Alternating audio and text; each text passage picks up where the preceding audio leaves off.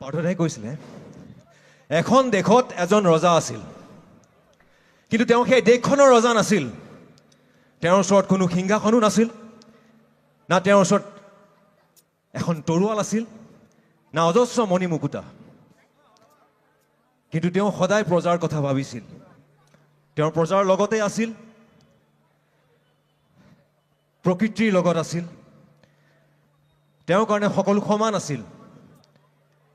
ধনী দুখীয়া, জাতি ধৰ্ম, ডেকা বুঢ়া, নদী পৰ্বত, সাগৰ, চৰাই চিৰিকটি সকলো সমান। আজি তেখেত আমাৰ পৰা অকণমান দূৰত গ'ল। মই দূৰত গ'ল বুলি কৈছোঁ কাৰণ তেওঁ দূৰত আছে, তেওঁ গুচি যোৱা নাই, তেওঁ আমাক চাই আছে। মই প্ৰতি মুহূৰ্তত তেওঁক অনুভৱ কৰোঁ। তেখেতক অন্তৰত লৈ ঘূৰি আছোঁ। প্ৰত্যেকজন অসমীয়া ব্যক্তিয়ে তেওঁক অন্তৰত লৈ ঘূৰি আছোঁ। আৰু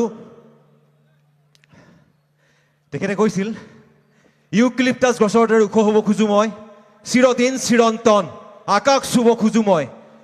তেওঁ এই ইউক্লিপ্টাছ গছজোপাত দিনক দিনে বাঢ়ি গৈ আছে। যিমান দিন হৈছে তেওঁ আমাৰ অন্তৰত আৰু সোমাই গৈ আছে আৰু যুগ যুগ ধৰি সোমাই থাকিব। মই নিজকে সৌভাগ্যৱান বুলি ভাবোঁ, যিহেতু মই তেওঁৰ লগত তেখেতৰ শেষ সৃষ্টিত মই অলপ অংশ হ'ব পাৰিলোঁ। আৰু মই সৰুতে পোৱা তেখেতক যোৰহাটত আমি একেলগে একে ওচৰত আছিলোঁ, নেইবাৰ্ছ। সেই সৰুকালৰ সময়খিনি পালোঁ, তাৰপিছত মই শেষৰ সময়খিনি পালোঁ। মাজত মই বিশেষ তেওঁৰ লগত সময় পাৰ কৰিব নোৱাৰিলোঁ, দুৰ্ভাগ্য। কিন্তু তেখেতে মোক আশীৰ্বাদ দি গ'ল।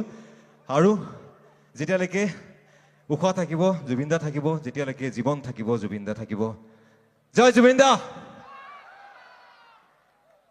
I love you, Zubeen da, wherever you are. Thank you. ধন্যবাদ। জয়দা আৰু পৰি দুয়োকে একোখনিকৈ ফুলাম গামোচা আৰু এটি স্মাৰক উপহাৰ দিয়া হ'ব।